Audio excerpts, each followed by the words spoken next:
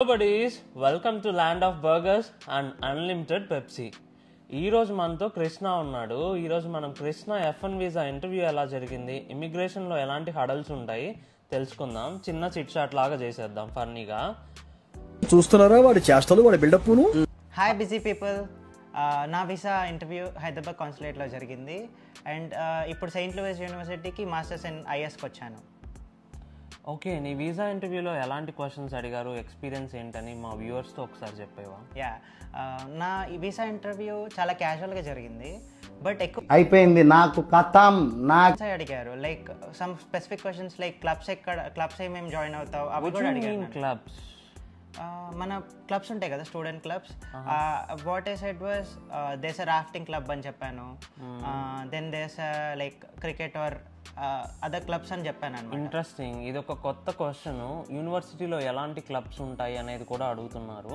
So మీ యూనివర్సిటీకి వెళ్ళే ముందు మీ యూనివర్సిటీ వెబ్సైట్లో చూసినట్లయితే యూనివర్సిటీలో ఎలాంటి క్లబ్స్ ఉంటాయి అనేది మీకు తెలుస్తుంది.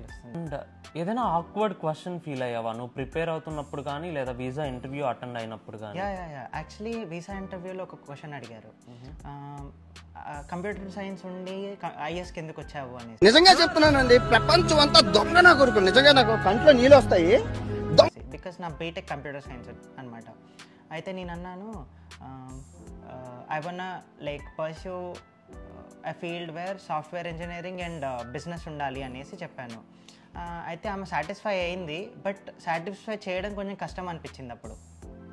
ఓకే, బ్యాక్గ్రౌండ్ మార్చినప్పుడు మనం ఇంటర్వ్యూని సాటిస్ఫై చేయడం అనేది చాలా ఇంపార్టెంట్ థింగ్. అది చాలా రిలేటివ్గా ఉన్నప్పుడు మాత్రమే సాటిస్ఫై అవుతారు, వీసా అనేది యాక్సెప్ట్ అవుతుంది. Is it important to wear like fashionable dress, suit and boot ఇలాంటివి వేసుకొని వెళ్ళాలా? మనం ఫ్యాషన్ షోకి ఏం వెళ్ళట్లేదు కదా. నీకు అర్థమవుతుందా? చాలా క్యాజువల్గా, అంటే కొంచెం ఫార్మల్గా. It is not necessary. నీ కాన్ఫిడెన్స్ కూడా బూస్ట్ అవుతుంది ఫార్మల్ డ్రెస్సెస్ వేసుకుంటే. పోయి నార్మల్గా నువ్వు కాన్ఫిడెంట్గా చెప్తే సరిపోతుంది. ఓకే, డీసెంట్ లుక్ ఉంటే చాలా. Like mostly light colours prefer చేయండి, హైలైట్ అవ్వకుండా ఉంటారు. Can I say that my favourite hobby is like watching Instagram reels or making vlogs? సిగ్గు లేకుండా మళ్ళీ నవ్వు ఒకటి మొహం మీద. అలా చెప్తే ఇంకా పోవడమే, ఇంకా అస్సామేనా? అంతే. బెటర్ ప్రొఫైల్కి స్టిక్ అవుతే బెటర్. సో ఏదైనా హాబీస్ అనేవి మన ప్రొఫైల్కి స్టిక్ అయి ఉండాలి. లైక్ మన ప్రొఫైల్ ఎంత మ్యాచ్ చేయగలుగుతామో అది చాలా important. Accuracy is very important. F1 visa ఇంటర్వ్యూలో ఫైనాన్షియల్ ఫండింగ్ ఎక్స్పీరియన్స్ ఎలా ఉంది అండ్ క్రిటికల్ ఛాలెంజెస్ ఏమైనా ఫేస్ చేసావా? నాకైతే ఏం లేదు, బికాస్ నేను శాంక్షన్ లెటర్ చూపించాను లోన్ది. బట్ నేను చాలామంది నా ఫ్రెండ్స్ని చూసాను, వాళ్ళు దేర్ ఓన్ ఫండ్స్ అన్నట్టు చూపించేశారు I-20లో. సో వాళ్ళకి పక్కా క్వశ్చన్ వచ్చింది అండ్ వాళ్ళకి ఇమిగ్రేషన్లో కూడా కష్టమైందనమాట. బెటర్ మీరు sanction letter in case loan వాడితే శాంక్షన్ లెటరే చూపించుకొని I-20 తీసుకోండి. మీ ఓన్ ఫండ్స్ అయితే ఓన్ ఫండ్స్ ఉంచుకోండి అట్లనే బ్యాంక్ అకౌంట్లో, బికాస్ ఇమిగ్రేషన్ కొంచెం టైట్ అయింది. సో ఒకవేళ వై డూ దిస్ యూనివర్సిటీ అని అడుగుతూ ఉంటారు కదా, లైక్ ఎందుకు యూనివర్సిటీ, ఎందుకు యూఎస్ అని చెప్పి. లైక్ ర్యాంకింగే నీ ప్రియారిటీ అయితే యూనివర్సిటీకి, ఇన్ కేస్ ర్యాంకింగ్ ఒక్కటే ప్రియారిటీ అయితే యూనివర్సిటీ ప్రియారిటీ కాకుండా ర్యాంకింగ్ కానీ రీసెర్చ్ కానీ ఇలాంటివి ఏది ప్రియారిటీ కాకుండా ఓన్లీ ర్యాంకింగ్ బేస్డ్ అయితే నువ్వు యూనివర్సిటీ గురించి వీసా ఇంటర్వ్యూ ఆఫీసర్కి ఎలా ఆన్సర్ చేస్తావు ఈ క్వశ్చన్కి? లైక్ సీనియర్స్తో మాట్లాడనే కానీ, వరల్స్ లైక్ అలుమినై ఉంటారు కదా వాళ్ళతో మాట్లాడాననే కానీ, వరల్స్ ఫ్యాకల్టీతో మాట్లాడాను లైక్ వాళ్ళ రీసెర్చ్ బాగుందనే కానీ అట్లా చెప్పచ్చు. కొన్ని పాయింట్స్ ఉంటాయి, లైక్ జనరల్ పాయింట్సే కానీ మనం కాన్ఫిడెంట్గా చెప్తే వాళ్ళకి కన్విన్స్ అయిపోతారు వాళ్ళు. ఓకే, యాక్చువల్లీ ర్యాంకింగ్ అనేది టాపికే కాదు, ఎవరు కూడా ర్యాంకింగ్ చెప్పకూడదు ఏ వీసా ఇంటర్వ్యూలో. ర్యాంకింగ్ అసలు literally like out of 10 members 8 members ranking గురించి మాట్లాడతారు. ర్యాంకింగ్ అనేది లాస్ట్ పాయింట్లో ఉండాలి. ఫస్ట్ 3 పాయింట్స్ లైక్ రీసెర్చ్ గురించి, అల్యూమినీ గురించి అండ్ కెరియర్ గురించి, లేకపోతే అక్కడ ఉన్న ఫ్యాకల్టీ గురించి, వీటి గురించి మాత్రమే డిస్కస్ చేయాలి. వీసా ఇంటర్వ్యూలో మల్టిపుల్ క్వశ్చన్స్ అడిగారని చెప్పావు కదా, how did you calm down your visa interview? Like point బ్లాంక్గా కాన్ఫిడెంట్గా లైక్ కంటిన్యూస్గా లైక్ టాపిక్ మీదనే చెప్పేశారనుకోండి, అసలు వాళ్ళు ఎన్ని క్వశ్చన్స్ అడిగినా ఇంకా లాస్ట్కి వాళ్ళు రిపీటెడ్ క్వశ్చన్సే అడుగుతుంటారు. ఆ రిపీటెడ్ క్వశ్చన్స్కి పాత ఆన్సరే ఇవ్వకండి, కొత్త ఆన్సర్ ఇస్తే ఇంకా better. Okay, you say stick to the point అని చెప్తున్నారు. Stick to the point, but కొత్త లైక్ మళ్ళీ రిపీట్ చేశారనుకోండి సేమ్ క్వశ్చన్, కొంచెం డిఫరెంట్ ఆన్సర్ ఎక్స్పెక్ట్ చేస్తారు. డిఫరెంట్ ఆన్సర్ చెప్తే బెటర్. ఓకే, కృష్ణ నీకు ఇమిగ్రేషన్ ఎక్కడైంది అండ్ ఇమిగ్రేషన్ ఎక్స్పీరియన్స్ ఎలా ఉంది? లైక్ ఒక బ్రీఫ్గా ఒక 2 minutesలో చెప్పవా? ఇమిగ్రేషన్ అది షికాగోలో అయింది. వామ్మో. చాలా అంటే నేను చాలా భయపడ్డాను, కానీ నాది బాగానే అయింది. లైక్ క్వశ్చన్స్ అడిగారు బాగానే, లైక్ ఎక్కడ ఉంటావు నేను, కానీ అడ్రస్ మాత్రం కరెక్ట్గా గుర్తుంచుకోండి బెటర్. అడ్రస్ చెప్పేస్తే వాళ్ళు చెక్ చేస్తారు, ఇంటర్నెట్లో ఉంటుంది, అయిపోతుంది. కొంచెం కాలేజ్ దగ్గరలో ఉందనుకోండి బెస్ట్. బట్ మీరు ఇంతకుముందు చెప్పాను కదా, I-20లో మాత్రం ఇన్కేస్ ఓన్ ఫండింగ్ ఉందనుకోండి మటాష్, ఇంకా మీరు మోస్ట్ ప్రాబబ్లీ ఒక 50% పైనే పక్కనకి పిలుస్తారు. చికాగో అయితే పక్కా పిలుస్తారు. అండ్ న్యూయార్క్లో మా ఫ్రెండ్ని డీపోర్ట్ కూడా చేశారు. సో బెటర్ ఓన్ ఫండింగ్ ఉంటే ఉంచుకోండి, దాంట్లో చూపిస్తే. అండ్ లోన్ కూడా ఉంది అని ఎక్స్ట్రాగా చెప్పండి. అట్లా అంటే I-20లో ఉన్న ఫ్యామిలీ ఫండ్స్ అనే ప్లేస్లో ఉన్న అమౌంట్ని, లోన్ అమౌంట్ని మ్యాచ్ చేసి అడుగుతున్నారు. పక్క మీ ఫ్రెండ్ని పక్కకు పిలిచినప్పుడు ఏమైంది?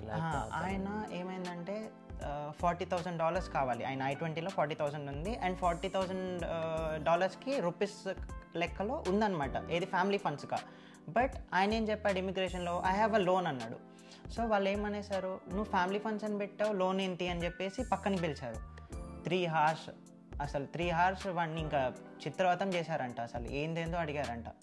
బెటర్ మీరు లోన్ అయితే పక్క లోన్ శాంక్షన్ లెటరే పెట్టుకొని I-20 తీసుకోండి. ఇదైతే నేను చాలా చూశాను, లైక్ రీసెంట్గా నేను వచ్చినప్పుడైతే. అండ్ ఒక అతన్ని న్యూయార్క్లో డిపోర్ట్ చేశారు. Better. So be careful about this immigration process. Immigration అనేది ఇప్పుడు చాలా టఫ్గా ఉంది.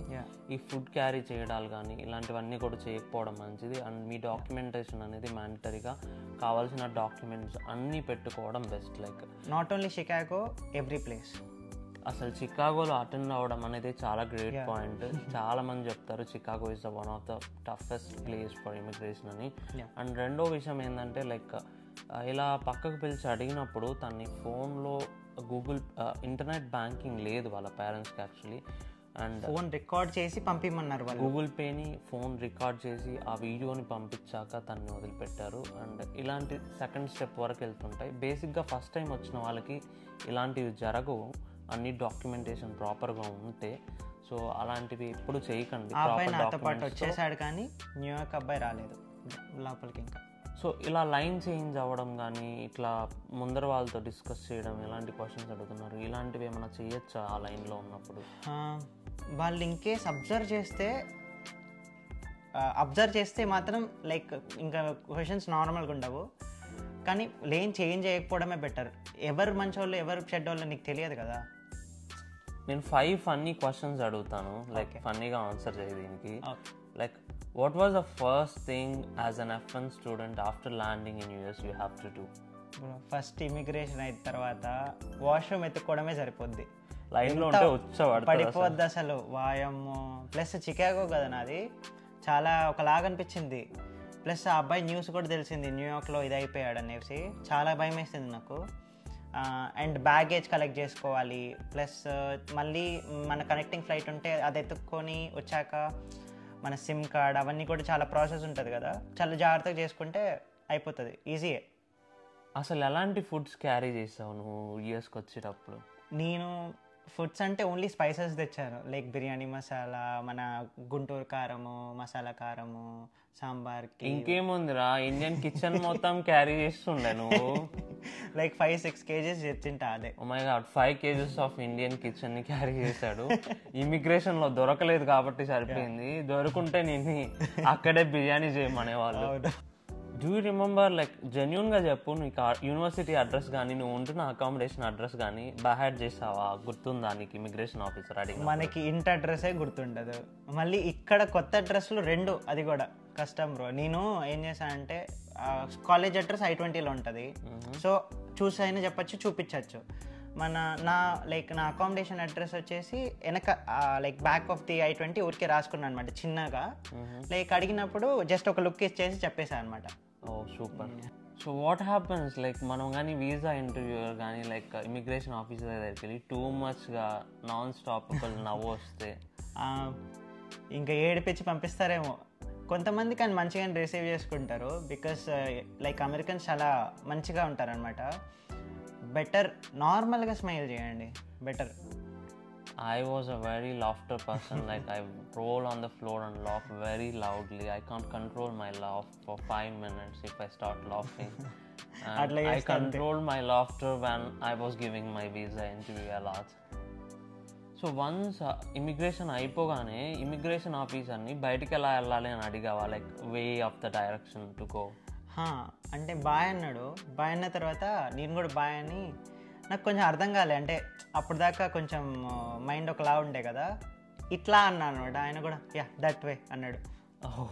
ఇట్లా అని అనాలి మీరు కూడా. అయితే లైక్ ఇన్ కేస్ నీ 5 kgs ఆఫ్ ప్యాకేజ్ స్పైసెస్ కానీ ఇండియన్ కిచెన్ సామాన్ ఒకవేళ మిస్ అయిపోయి ఉంటే నీ ఇమిగ్రేషన్ అయ్యాక నీ పరిస్థితి ఏంటి? చాలా మందికి మిస్ అయ్యాయి బ్రో. బికాస్ కొన్ని ఎయిర్లైన్స్ రాలేదన్నమాట.